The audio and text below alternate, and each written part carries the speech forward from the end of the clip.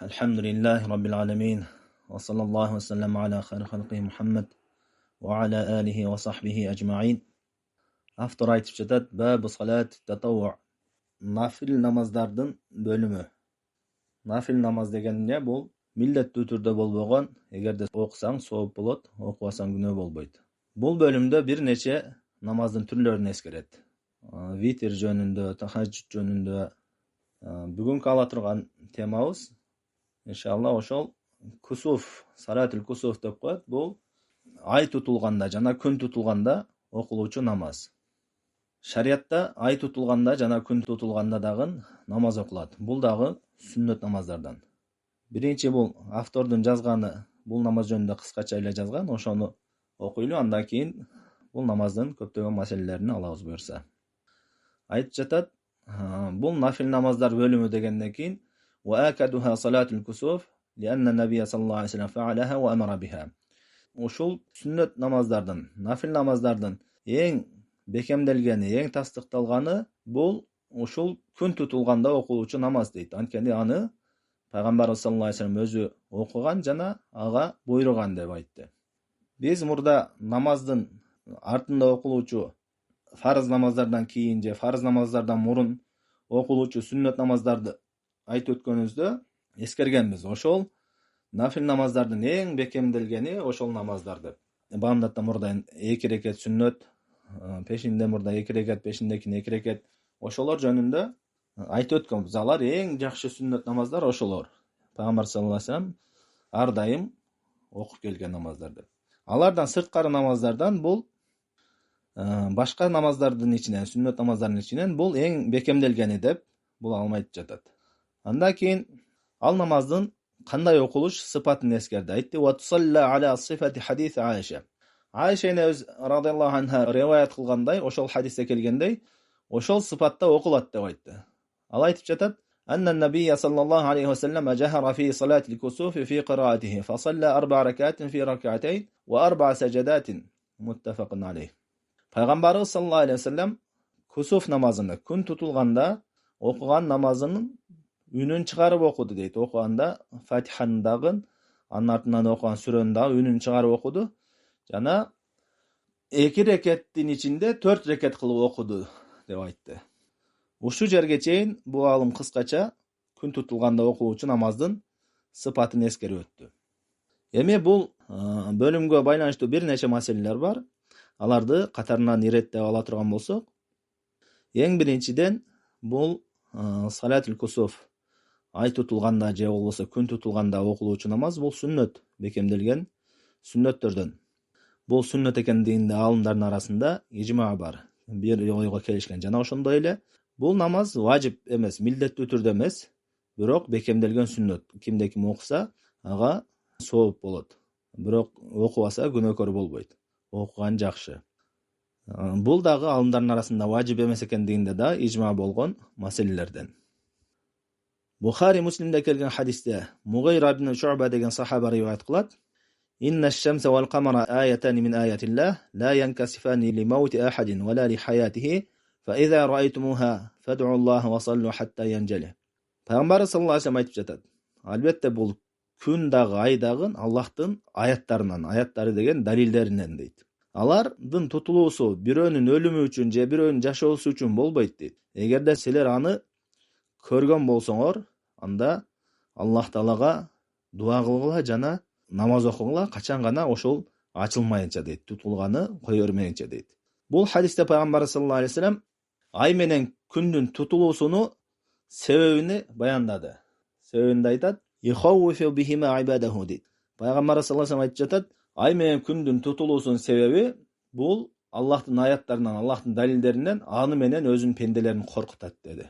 Бул хадистин айтуусунун себеби аалымдар айтышат. Пайгамбар саллаллаху алейхи ва саллам кезинде Пайгамбарыбыздын Ибрахим деген баласы өлгөндө ушул күн тутулган. Андан кийин адамдар ушундай ойлоп калышты: Пайгамбарыбыздын баласы өлгөн үчүн ушул күн тутулуп атат деп. Ошондо Пайгамбар саллаллаху алейхи ва саллам бул намазды окуду да хутба кылып ушундай деп айтты: "Бул Аллахтын далилдеринен, ал бирөөнүн өлүмү үчүн же болбосо бирөөнүн жашоосу үчүн тутулбайт" деди. Аллах Таала ал нерселер менен өзүнүн пенделерин коркутат. Эгерде көргөн болсоңор, анда силер Аллах Таалага дуа кылып, намаз окугула качан гана ошол кетмейинче деп айтты.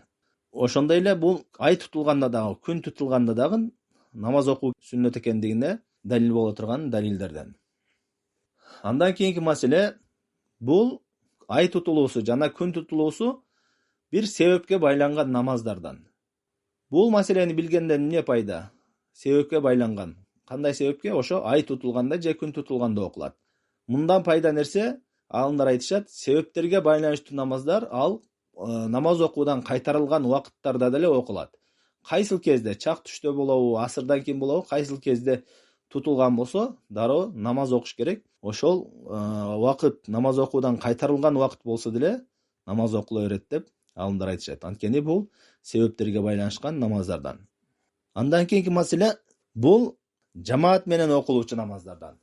Алымдар жамаат менен окулат деп айтышат. Бул намазга жамаат менен окуу сүннөт болот. Анткени эмне? Пайгамбар саллаллаху алейхи вассалам ошол күн тутулганда өзү жамаат менен намаз окуду. Ошон үчүн бул намаз жамаат менен окулат. Андан кийинки маселе, бул намазды эгерде жамаат окулбаган болсо, адамдар жеке үйлөрүндө окуса да болот. Өздөрүнчө жеке окуса да болот. Бирок жамаат менен окуган жакшы. Эгерде жамаат тапкан эмес болсо, окуй турган, анда жамаат менен эмес, өзүнчө үйүндө окуса дагы болот. Бул 4 мазхабтын оюнда да ушундай. Андан кийинки маселе, бул намазды окуганда үнүн чыгарып окуйт. Сурат Фатиханы дагы, андан кийинки сүрөнү дагы үнүн чыгарып окулат. Бул үнүн чыгарып окуу негизи күндүзгү намаздар үнүн чыгарбай ичинде окулат да, бүт фарыз намаздарда. А бирок бул намаз үнүн чыгарылып окулат. Буга далил жана Пайгамбар саллаллаху алейхи вассалам хадисте эскерип өттүк. Пайгамбар саллаллаху алейхи вассалам Айша энебиз айткан хадисте үнүн чыгарып окуган деп айтты. Андан кийинки маселе, бул намазга азан айтылбайт жана такбир айтылбайт. Буга далил ошо Пайгамбар саллаллаху алейхи вассалам жана хадисте келген. Пайгамбар саллаллаху алейхи вассалам окуганда азан да айткан жок, такбир да айткан жок, камат да айткан жок. Андан кийин бирок эгерде жамаатты чакырган болсо, арабча ас-салату жамиа, жамаат менен окулуучу намазга келгиле деп эле ушундай эле чакырылат, бирок азан айтылбайт. Андан кийинки маселе, бул намаздын сыпаты, кандай окулуш сыпаты. Бул намаздын сыпаты Айша эне эскерген хадисте келгендей эле, биринчи такбир айтат, кадимкидей эле такбиратул ихрам, андан кийин кадимки намаздай эле Фатиханы, Ифтитах сүрөсүн окуп, андан кийин Фатиханы окуйт. Андан кийин узун бир сүрө окуйт. Узун сүрө окуу бул сүннөт. Узун сүрөнү окуйт. Андан кийин узун сүрө окугандан кийин руку кылат. Руку кылгандан кийин рукуну да узун кылат.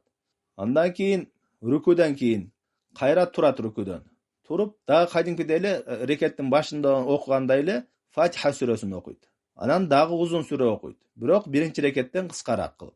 Анан кийин кайра руку кылат. Руку кылып туруп, узун руку кылгандан кийин кайра турат. Ошондо бир рекеттин ичинде 2 рекет болуп атат. Анан сажда кылат. Сажда кылып бүткөндөн кийин 2 сажда. Кайра турат дагы, экинчи рекетти да ушундай окуйт. Фатиханы окуп, зам сүрө окуп, руку кылат дагы, кайра турат. Анан кайра тургандан кийин руку кылып, рукудан кийин дагы кайра туруп, ошондой Фатиханы окуйт, зам сүрө окуйт, 2 жолу руку кылат. Андан кийин саждага барат. Ушинтип 2 рекеттин ичинде 4 рекет окуйт. Бул сыпатка далил Муслимде келген хадисте Жабир радыйаллаху анху риваят кылат. Кашафат иш-шамсу аля ахди Расулуллах саллаллаху алейхи вассалам фи яумин шадидил харди. Пайгамбар саллаллаху алейхи вассалам кезинде ушундай күн тутулду, катуу ысык күнү күн тутулду дейт. Фасалла би асхабихи, ал сахабалар чогултуп намаз окуду. Фа атала ал-қияма хатта жаалу яхиррун. Ал көп ушунчалык кыямды узун кылды дейт. Фатиханы окуп, Фатихадан кийин узун сүрө окуду дейт. Сумма рака фа атала. Андан кийин руку кылды, рукусун да узун окуду дейт. Сумма рафа фа атала. Андан кийин рукудан тургандан кийин дагы узун турду дейт. Сумма рака фа атала. Андан кийин кайра узун руку кылды. Сумма рафа фа атала. Андан кийин рукудан кайра туруп да көпкө чейин турду. Сумма сажада саждатейн.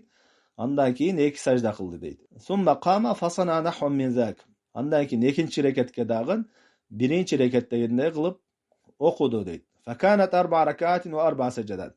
Жалпысынан 4 руку, 4 сажда болду деп айтат.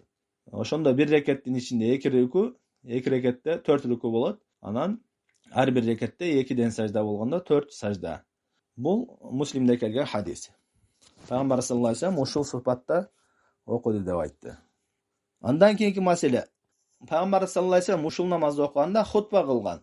Бул намазда хутба кылуу жума сыяктуу же айт сыяктуу хутба кылуу алымдар айтат сүннөт эмес деп айтышат. Пайгамбар саллаллаху алейхи вассаламдын хутба кылгандыгы ал бир себептен болгон. Жанакы адамдар күндүн тутулуусунун себеби пайгамбарыбыздын баласынын өлгөн себептүү деп ойлоп калышкан үчүн ошону кайтарыш үчүн ал түшүндүрүп хутба кылды. Демек бул намаздын негизи хутбасына эмес. Ал бир себеп менен болгон үчүн алымдар айтат ага бул намазга хутба кылынбайт деп айтат. Анткени пайгамбар саллаллаху алейхи вассалам ошол бир себепке байланыштуу хутба кылды. Андан кийинки маселе. Бул намаз, кусуф намазы, алымдар айтат, бир эле күн менен же айдын тутулуусуна байланыштуу эмес. Башка дагы ушул сыяктуу Аллах Тааланын аяттары, мындайча айтканда Аллах Тааланын коркуткан бир белгилери болгондо, ошондо дагы окулуу сүннөт деп айтышат. Мисалы үчүн, жер титирөө болсо, же өтө каттуу шамал болгон болсо, же каттуу жамгыр мөндүр жаап ушундай коркунучтуу эмелер болгондо, ушундай намаз окуп дуа кылуу бул сүннөт болуп эсептелинет. Буга далил Айша радыйаллаху анха айтат: "Салатул аят 6 ракаат фи ракаатейн." Аяттарда окулуучу намаз дейт. Аяттарда дегенде айтып өттүк, далилдерде Аллахтын коркуткан бир далилдери, белгилери болгондо, окулуучу намаздар бул 6 рекет, 2 рекеттин ичинде 6 рекет кылып окулунуу дейт. Биз жана кусуф намазыныкыны 2 рекеттин ичинде 4 рекет деп айттык. Эми бул Айша өзү айтат, башка эмелерде 6 рекетте 4 рекет окулат деп айтты. Жана ошондой эле Абдуллах ибн Аббас деген сахаба дагы жер титирегенде ушундай окуган. 6 рекет кылып, 2 рекеттин ичинде 6 рекет. Ар бир рекетте 3төн рүкү кылып. Андан кийин Алла айтты: "Хакада салатул аят", бул аят намаздары, далил намаздары ушундай окулат деп айтып өттү. Андан кийинки маселе.